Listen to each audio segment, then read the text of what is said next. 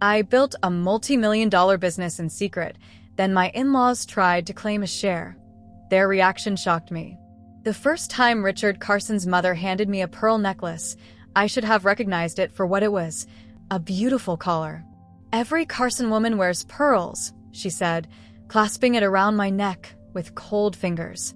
Her diamond rings clinked against the beads. "There. Now you look like you belong." I smiled in the mirror, watching her pale blue eyes assess me.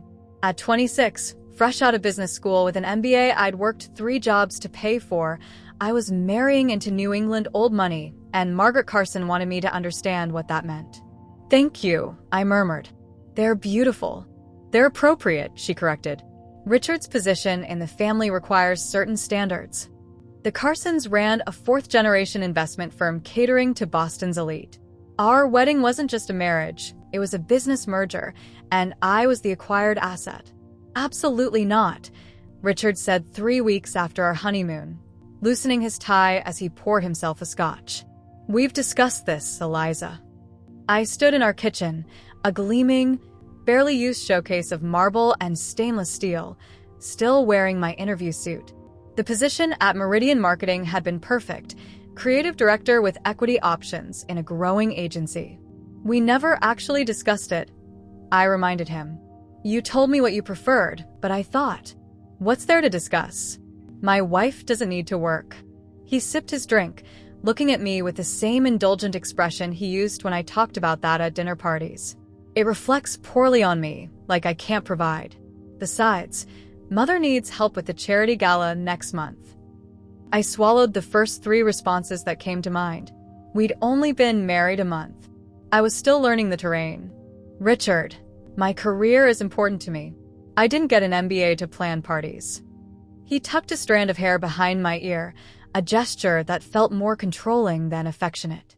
"Being a Carson is your career now, baby. Trust me, you won't have time for both." Later that night, Richard's parents dropped by unannounced. Something I would soon learn was their habit when decisions needed reinforcement. They settled in our living room like a pair of comfortable vultures. "Richard mentioned you were considering some sort of job?"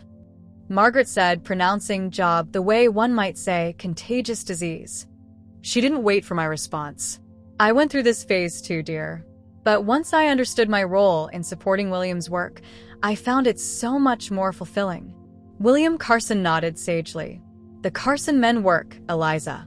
Our wives make that work possible." Richard's hand found my knee and squeezed, a warning. "Your thinking is commendable," Margaret interrupted when I tried to speak, her smile tight. "But the women in Richard's office don't advance, dear. It would be embarrassing to watch you try." That night, I declined the job offer. 6 months into marriage, I had mastered the art of the Carson wife. I wore tasteful sheath dresses to lunches with Margaret's friends. I volunteered for the right charities. I hosted dinners where I laughed at the right jokes and never spoke about anything more controversial than the weather. And I was dying inside. "You look tired," Jessica, my college roommate, said when we met for coffee. The first time I'd seen a friend in weeks without a Carson present. "I'm fine," I replied automatically, the Carson wife answer to everything. Jessica tilted her head. "Are you, though?" Because the Eliza I knew would be climbing the walls, living like this. I stirred my latte. "The Eliza you knew didn't understand how marriages like this work." "Marriages like what?" She leaned forward. "Ones where you disappear?" I glanced around, an irrational fear that Margaret might materialize between the pastry case and the barista. "It's complicated.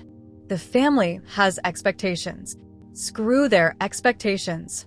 Jessica lowered her voice after her outburst. "What happened to the woman who stayed up for 3 days straight to finish her business plan for that startup competition?" I had won that competition. The prize money had paid for my first semester of grad school. "That was before," I said weakly. "Before what?" "Before you married into the Addams family?" She reached for my hand. "You're allowed to have your own life." But was I? Richard had opinions about everything: who I saw, what I wore, how I spent my time. His parents had opinions about Richard's opinions.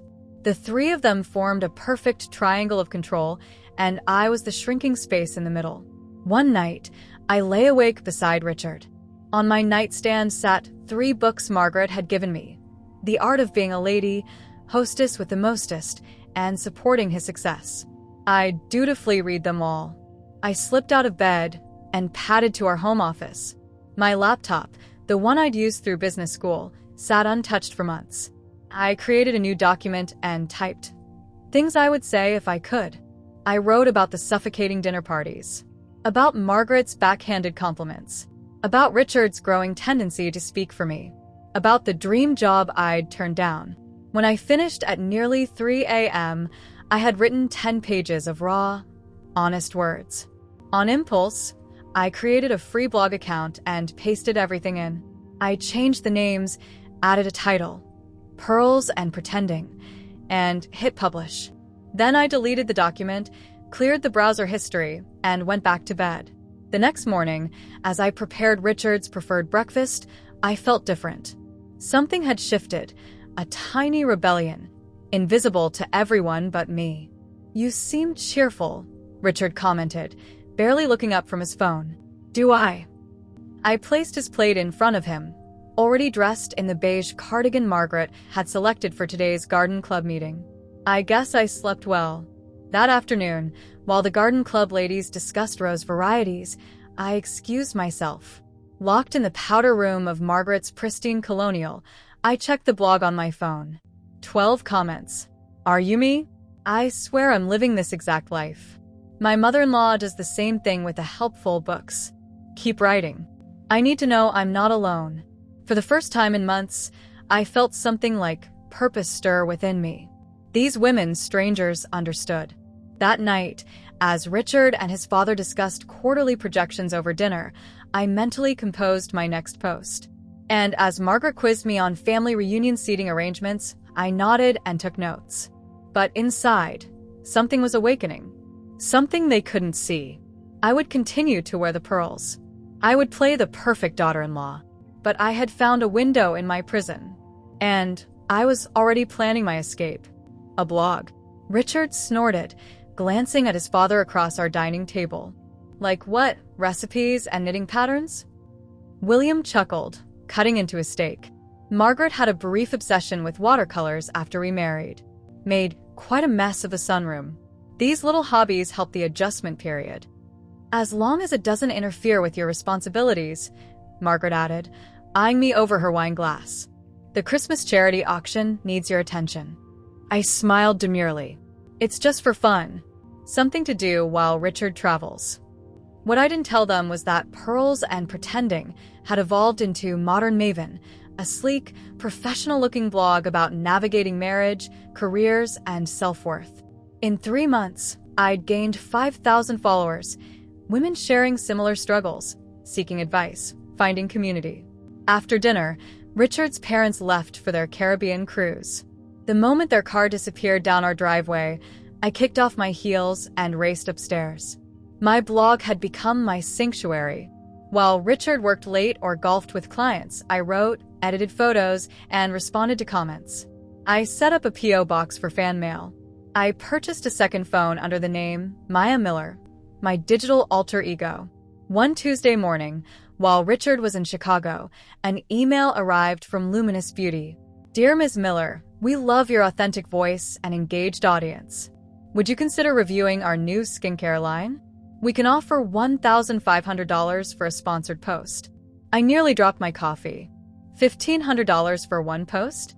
I accepted immediately, spent $200 on their products, and wrote an honest review. The post generated more engagement than anything I'd written before. 3 more brands reached out the following week. You seem different lately, Richard commented one evening, narrowing his eyes over his newspaper. More preoccupied. I tensed. Do I? I've been busy with your mother's hospital fundraiser. He returned to his reading. Jenkins at the office says these mommy blogs are making serious money now. Apparently his wife's friend earns more than he does writing about diaper rashes. He laughed dismissively. Can you imagine? I could. By then, I was making $7,000 a month. The Carson family's rigid schedule became my secret advantage. Richard's predictable absences. Margaret's standing appointments at the salon every Thursday. William's golf tournaments. I mapped my business activities around their movements like a heist planner. 6 months in, I hired Emma, a virtual assistant who thought Maya Miller was a single mom working from her kitchen table. She helped manage my inbox and schedule sponsored content. My blog is really taking off. I mentioned casually over breakfast, testing the waters. Richard patted my hand condescendingly. That's nice, honey. Maybe it'll pay for your shopping trip someday. It already paid for everything I needed. I'd opened a separate bank account under Maya Miller LLC, registered in a state where the Carsons had no connections. My business cards and contracts never crossed paths with my married name. The irony wasn't lost on me that Richard's family had unintentionally created the perfect conditions for my success. Their insistence that I stay home gave me time. Their dismissal of my abilities meant they never questioned my activities. Their financial generosity meant I could reinvest every penny I earned. Then came the turning point. A parenting magazine wanted to feature Maya Miller as their Digital Entrepreneur of the Year. They requested an interview and photo shoot. I need to visit my college roommate in New York, I told Richard. Jessica's going through a tough time. Can't she come here? He frowned. Richard, please. She's been there for me through everything. He relented, assuming I needed girl time. A concept he viewed as frivolous but necessary, like allowing a dog occasional walks. In New York, I met with photographers in a rented penthouse. I wore a wig, colored contacts, and makeup that subtly altered my features. Maya Miller emerged, confident, stylish, mysterious.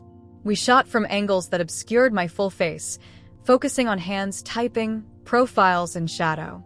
The magazine loved the enigmatic persona. When the issue hit newsstands, I nearly had a panic attack seeing myself, yet not myself, on glossy pages. The article described Maya Miller as the voice of a generation of women reclaiming their identity. If only they knew. My business exploded. I launched a premium membership community, online courses, and a merchandise line with empowering slogans. I hired 3 more remote employees, a content manager, a designer, and a tech specialist, all working for Maya Miller, a woman who didn't technically exist. One night, while Richard slept beside me, I checked my business account on my secret phone. The balance showed just over $1 million. I slipped out of bed and stood by our bedroom window, staring at the manicured lawn of our Carson-approved neighborhood. The woman who arrived here 2 years ago no longer existed. In her place stood someone else, outwardly compliant, inwardly calculating. What are you doing? Richard mumbled from the bed. Just checking the weather for tomorrow. I lied smoothly, returning to bed. Go back to sleep. At a family dinner the following week, William raised his glass to Richard's promotion, executive VP at 35. And to Eliza, Margaret added, for supporting him so beautifully. Your contribution to his success doesn't go unnoticed. Richard squeezed my knee under the table. She's the perfect wife. Knows exactly what I need without me having to ask. They all smiled at me approvingly, seeing exactly what they wanted to see. A perfect, docile Carson wife. If only they knew that while they'd been grooming Richard to run a family business, I'd built my own empire. One that already generated more annual revenue than Richard's salary. And I was just getting started. The perfume was the first clue, a scent I'd never worn, lingering on Richard's collar. I said nothing, simply noted the date in the small journal I'd started keeping in my desk drawer. When he began working late 3 nights a week, I marked those too. When his text messages became guarded and he started taking calls in another room, I added that to my growing record. Carson men expect discretion, Margaret once told me during a particularly candid lunch. The women in this family look the other way when necessary. It preserves dignity. She'd said it like she was passing down a treasured family recipe. I wondered if she knew about the slender blonde who picked Richard up 2 blocks from his office every Thursday. I'd seen them by accident while in the city for a secret meeting with my newly hired CFO, another remote employee who believed Maya Miller ran her empire from a fashionable Manhattan loft. By then, Modern Maven had expanded into an umbrella corporation with 3 successful branches: a parenting platform, a subscription box service, and an online course program teaching women to build their own digital businesses. The irony wasn't lost on me. "Thinking of starting a family soon?" Margaret asked during our monthly lunch. "You've been married 3 years. People will talk." I sipped my water. "We're focusing on Richard's career right now." The truth was more complicated. Richard had grown increasingly distant, irritable. Our lovemaking had become infrequent, mechanical. I suspected I was no longer interesting to him, too agreeable, too predictable. The very qualities they had demanded of me. 2 days later, I found a hotel receipt in his suit pocket while doing his laundry, an overnight stay on a night he'd claimed to be in Providence for work. I added it to my journal. That evening, I called Clara Bennett, a divorce attorney recommended by a member of my online community. I didn't use my real name, not yet. I asked hypothetical questions. I listened carefully. "Documentation is everything," she explained, especially with high-net-worth divorces. I began planning with the same strategic precision I'd applied to my business. I photographed financial statements when Richard left them on his desk. I recorded dates, times, and locations when he lied about his whereabouts. I made copies of our prenuptial agreement, studying every clause. The prenup heavily favored me if Richard was unfaithful, a detail his father had insisted on. Not because William respected women, but because Carson men prided themselves on control. Infidelity represented weakness, poor judgment. The generous terms were meant to be a deterrent, never a payout. One Tuesday, Richard's secretary called. He wanted me to let you know he'll be in New York overnight. A client emergency. I thanked her warmly. Then I called the car service we used and asked about Richard's reservation. There was none.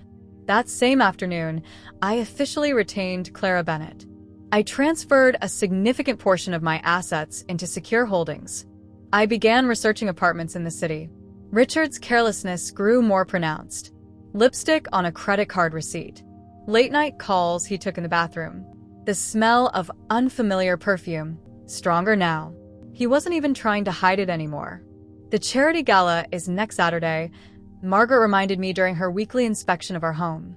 William wants you to wear the family sapphires. I agreed pleasantly, knowing I wouldn't be there. That night, while Richard showered, I checked his phone. The code was still my birthday, a fact that seemed tragically symbolic.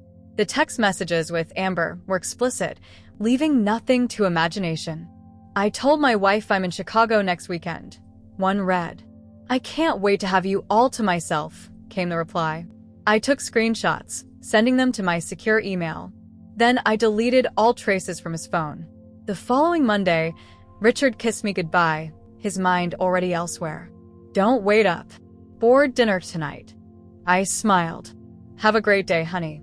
After he left, I called the movers I'd arranged weeks earlier.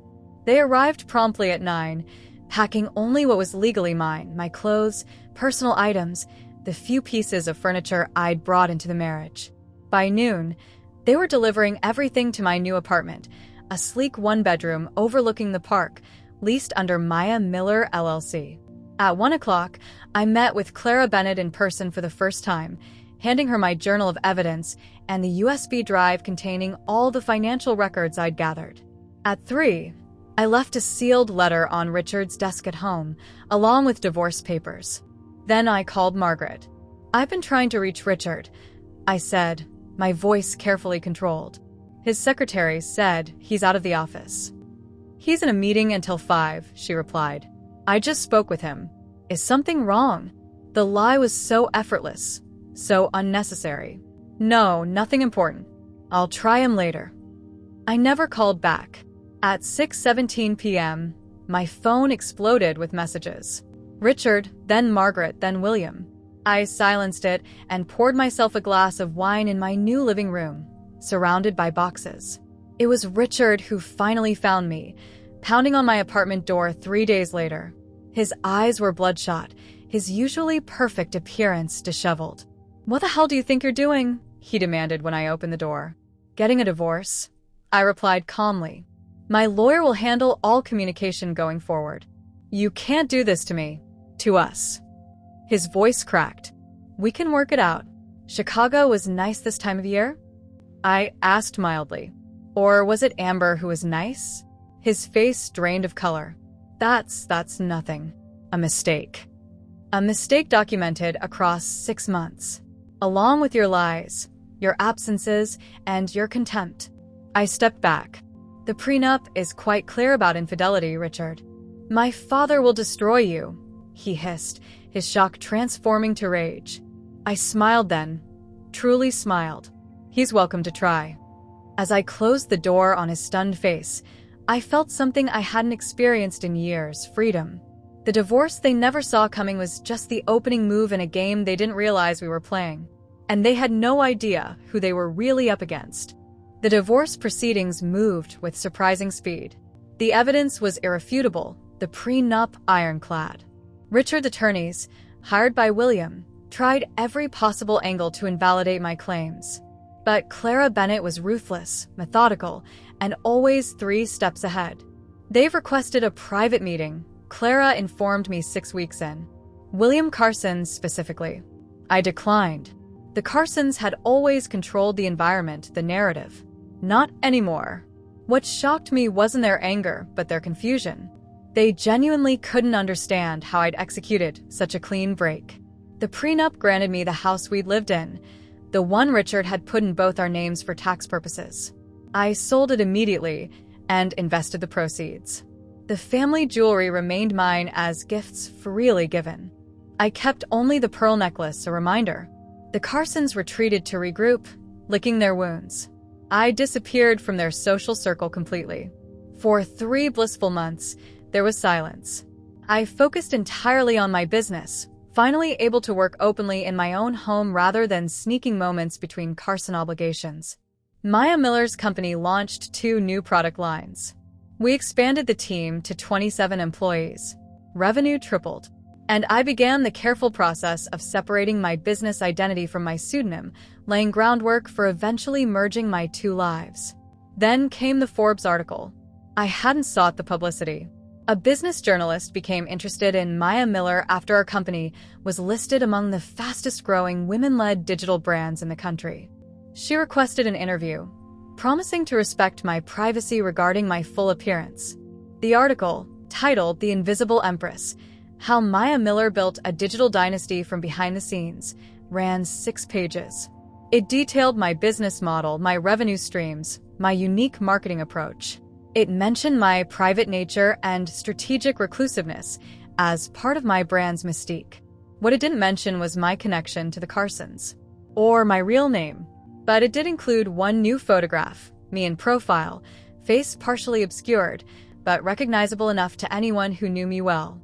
I decided it was time to begin stepping out of the shadows. The text message from Margaret arrived 3 hours after the magazine hit newsstands. We need to talk. Immediately. I didn't respond. William called next, leaving a voicemail that vibrated with controlled fury. You have severely miscalculated your position, Eliza. Call me back. Richard sent nothing. His silence worried me more than his parents' demands. 2 days later, an email arrived from an unfamiliar address. The subject line read, "A Carson always collects." The message was brief.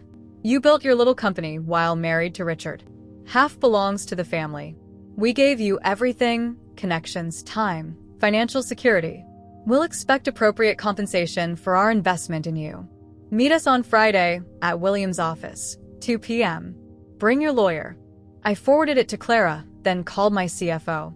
I need every document proving when the business was established, our corporate structure, and all legal separations between my personal and business finances. Is there a problem? She asked. No, I replied, smiling at my reflection in the window of my penthouse office. Just a loose end that needs tying up. Friday arrived with a thunderstorm that matched my mood. I wore a tailored white suit, a deliberate choice that felt symbolic. No more beige cardigans. No more tasteful pastels. Clara met me in the lobby of Carson Investments, immaculate in charcoal gray, carrying 2 leather portfolios. Ready? She asked. I nodded. Remember, let them talk first.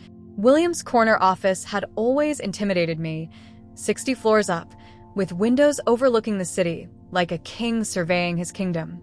Today it felt smaller, almost quaint in its heavy, masculine decor.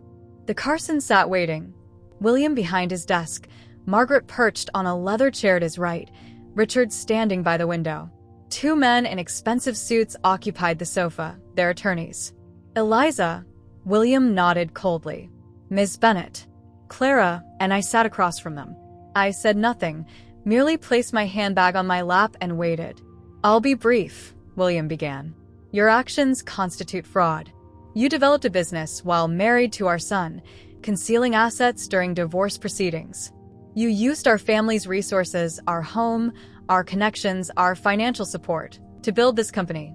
Morally and legally, the Carson family is entitled to fair compensation. One of their lawyers slid a document across the table. We're prepared to settle for 40% equity and a seat on your board. Clara didn't touch it. I didn't even look down. Are you finished? I asked quietly. Richard turned from the window, his face tense. Why did you hide it, Eliza? If you'd been honest about your ambitions. Honest. The word tasted bitter. Like you were honest about Chicago? About Amber? This isn't about their marriage, Margaret interrupted. This is about you using our family name and resources to enrich yourself secretly. I leaned forward. I never used your name. Not once. Clara opened her portfolio and placed a single document on the table. Maya Miller LLC was established 3 months before Ms. Anderson married Richard Carson. Every dollar was accounted for during divorce proceedings. The business operated under a legal pseudonym, but there was no hidden asset violation. William's face darkened. You won't get away with this technicality. I smiled. It's not a technicality. It's the truth. I built my company despite your family, not because of it. I stood up, smoothing my white suit.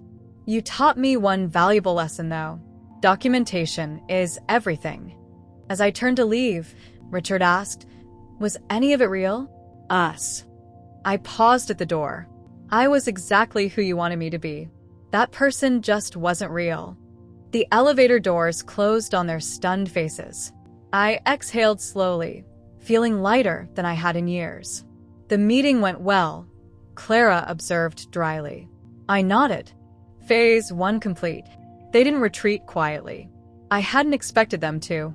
3 days after our meeting in William's office, the Carsons filed a lawsuit claiming fraudulent concealment of marital assets and bad faith divorce negotiations. The financial press caught wind immediately. Tech CEO sued by prominent Boston family blazed across business websites. My PR team scrambled to contain the damage. My executive staff demanded answers about who I really was. For the first time, my carefully constructed worlds collided painfully. They're trying to force a quick settlement, Clara explained during our emergency meeting. The publicity hurts your business more than it hurts them. I nodded, watching my company's stock price dip in real time on my monitor. What's our counter? We could fight it out in court. Too slow, I replied. And too public. Or, Clara hesitated. We could agree to a private mediation. Get everything on the table at once. I felt a smile spread across my face. Set it up. But on our terms, not theirs. The Carsons agreed suspiciously quickly to mediation. They chose the mediator, a retired judge from Williams Golf Club. I chose the location, the penthouse conference room of my company headquarters. My team spent 2 weeks preparing. Not just Clara and our legal department, but my personal assistant Annie, who had become my most trusted confidant. Together, we assembled what we called the Carson Archive, a comprehensive record of my life under their control. On the morning of the mediation, I arrived early to review our strategy one final time. They'll be expecting legal arguments about business incorporation dates and asset disclosure technicalities, Clara said. They won't be expecting this. She gestured to the thick binder on the conference table. Annie squeezed my shoulder. Are you sure you want to go this route? It gets personal. They made it personal the moment Richard broke our vows, I replied. I'm just finishing what they started. At precisely 10 a.m., the Carsons arrived with their entourage, William and Margaret, Richard, 3 attorneys, and a financial expert. They entered my space with the entitled confidence of people accustomed to winning. William looked around dismissively at the modern art, the glass walls, the young, diverse staff visible through them. Quite a playhouse you've built, Eliza. I didn't respond to the bait. I simply extended my hand to Judge Harrington, the mediator. Thank you for facilitating today. We appreciate your expertise. The opening statements were predictably aggressive. The Carson attorneys painted me as a calculating gold digger who had married Richard for connections, then built a secret business using Carson resources while plotting my exit strategy. They demanded 45% of company shares, $10 million in compensatory damages, and public acknowledgement of the Carson family's instrumental role in Modern Maven's success. When they finished, Judge Harrington turned to me. Ms. Anderson, your response? I nodded to Annie, who distributed copies of our binder to everyone present. Before a legal response, I'd like to establish context, I said calmly.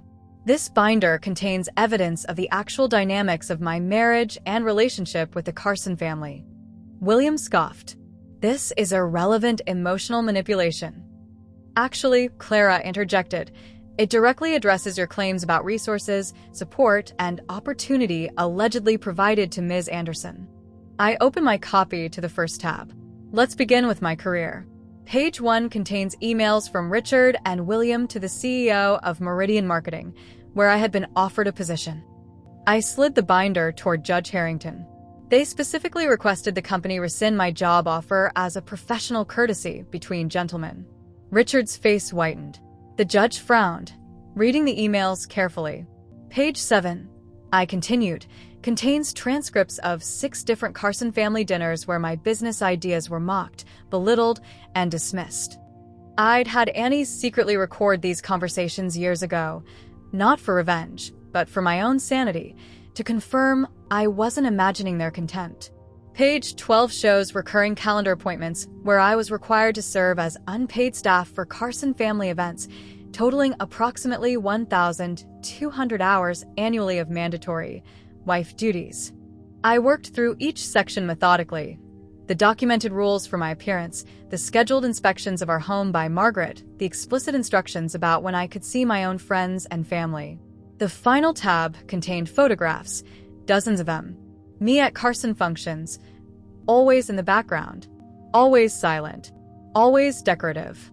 This, I said, placing my hand on the binder, is what the Carsons actually invested in me. Containment, not support. Control, not opportunity. The room had grown uncomfortably silent. Judge Harrington cleared his throat. While compelling, these personal grievances don't necessarily address the legal claim of concealed marital assets. They establish pattern and intent, Clara responded, and they're merely context for the actual defense. She nodded to Annie, who distributed a second, thinner folder. These are the incorporation documents for Maya Miller LLC, established before my marriage, I explained. And these, I pulled out a final document with a flourish, are the sale documents for 51% of the company to Horizon Capital, finalized 2 months before I filed for divorce. Richard surged forward. You sold the company? Majority stake, I corrected. For $38 million, all disclosed in the divorce proceedings as investment income. Your attorneys never questioned the source because they assumed it came from my Carson Trust Fund. William's face had turned an alarming shade of purple. This is outrageous. No, I replied steadily. This is business. You taught me that Carson lesson very well. Judge Harrington reviewed the sale documents. These appear to be in order. Ms. Anderson's assets at the time of divorce were properly disclosed. The source of those assets is not legally relevant so long as they weren't fraudulently obtained. Margaret, who had remained silent until now, looked directly at me. Why? She asked simply. Why all this deception? This elaborate scheme? I closed my binder slowly, because you never left me any other choice. The mediation ended with the Carsons withdrawing their lawsuit with prejudice, meaning they could never refile it. In exchange, I agreed not to countersue for defamation or pursue damages for their interference with my business. As they gathered their papers to leave, William paused by my chair. "You would have made a formidable Carson," he said grudgingly. I smiled. "I'm a far better Anderson." 1 year to the day after the mediation meeting, I stood on the stage of the Women in Business Summit, adjusting the microphone. Success isn't about money, I told the audience of 500 women. It's about agency. The power to make your own choices. The freedom to become yourself, not someone else's version of you. In the front row sat Annie, now my chief operating officer. Beside her, Clara Bennett, who had left her law firm to become Modern Maven's chief legal officer. In the year since my divorce, I'd built not just a company, but a community, women supporting women without hidden agendas or power plays. After my speech, a young woman approached me, clutching my memoir, Pearls and Pretending, Building an Empire in the Shadows. "Does it get easier?" she asked, her wedding ring catching the light as she handed me the book to sign. "Setting boundaries within laws who want to control everything?" I considered her question carefully. "It gets clearer," I finally replied. "The choice between peace and power becomes more defined. Choose yourself early, and you won't have to choose between happiness and family later." I'd published the memoir 6 months earlier, finally merging Eliza Anderson and Maya Miller completely. The book had spent 14 weeks on the New York Times bestseller list, not because of the business advice it contained, but because of its raw honesty about psychological survival in golden handcuffs. The Carsons had threatened another lawsuit when the book was announced, claiming defamation. My publisher's attorneys had sent a single-page response, a list of every email, recording, and photograph referenced in the manuscript, with offers to publish each piece of evidence alongside the corresponding text. They never filed. Richard remarried 8 months after our divorce, a senator's daughter with the appropriate pedigree and accommodating personality. I occasionally spotted them in society photos, her smile as practiced and hollow as mine had once been. Sometimes I thought about sending her a copy of my book, but that would have been cruel. Some women needed to find their own way out of beautiful prisons. Margaret had taken to pretending I never existed. At charity events where we inevitably crossed paths, she looked through me as if I were made of glass. William, surprisingly, had developed a grudging respect for me, once nodding acknowledgement across a crowded fundraiser. I never nodded back. My penthouse overlooking the park had become home, a space designed entirely around my preferences. Modern art the Carsons would have sneered at. Comfortable furniture meant for living, not showcasing. No pearls in sight. The business continued to thrive. With the capital from selling majority shares, I'd launched a venture fund specifically for women entrepreneurs from unconventional backgrounds. We funded businesses that traditional venture capital overlooked, companies solving problems men often didn't recognize or prioritize. My phone buzzed as I left the summit venue. A text from my current partner, Elena. "Dinner at 8? I made reservations at that new place you mentioned." I smiled, typing back. "Perfect. Can't wait." Elena was a neurologist I'd met at a hospital fundraiser, one I attended by choice, not obligation. Our relationship moved at our own pace, built on mutual respect rather than social expectations. She understood my boundaries because she had her own. We were partners, not possessions. As my driver navigated through evening traffic, I opened my laptop to check the latest numbers on our newest investment, a maternal health platform founded by a former labor and delivery nurse. The user growth looked promising. "Ms. Anderson," my driver called back, "there's a man trying to flag us down." I glanced up to see Richard standing on the sidewalk outside his father's building, his hand raised urgently. Our eyes met through the car window. "Keep driving," I instructed. Whatever crisis had prompted Richard to break our 3-year silence would remain his problem. The time when his emergencies dictated my schedule had long passed. My phone buzzed again, this time an email notification about a young woman I'd been mentoring, a brilliant product designer whose family had discouraged her career ambitions. She'd just received seed funding for her startup. I closed my eyes briefly, savoring the moment. This was what success actually felt like, Not the money or the accolades, but the chain reaction of empowerment. Every woman who broke free from limitation created possibility for others. That evening, over dinner with Elena, I found myself describing my early days of marriage, a topic I rarely revisited. "What I still don't understand," Elena said, "is how they never saw your potential. Even from a purely practical standpoint, they could have harnessed your business acumen instead of stifling it." I twirled pasta around my fork, considering her question. They saw exactly what they wanted to see: a decorative, compliant accessory. The cage was gilded, but the bars were real. "And now?" she asked. I looked around the restaurant, at the women dining alone with books, at the female executive laughing with colleagues, at the elderly couple sharing dessert as equals. "Now I build doors instead of accepting cages," I said. "And I leave them unlocked for others to find their way through." Later that night, I stood on my terrace under a sky full of stars, thinking about the strange path that had led me here. The Carson family had tried to diminish me, contain me, and finally to claim what I'd built, but in each attempt, they had only made me more determined, more strategic, more unstoppable. They had tried to own me, but instead had taught me the true value of freedom. And that was the one thing they could never take away, and the only thing they could never buy.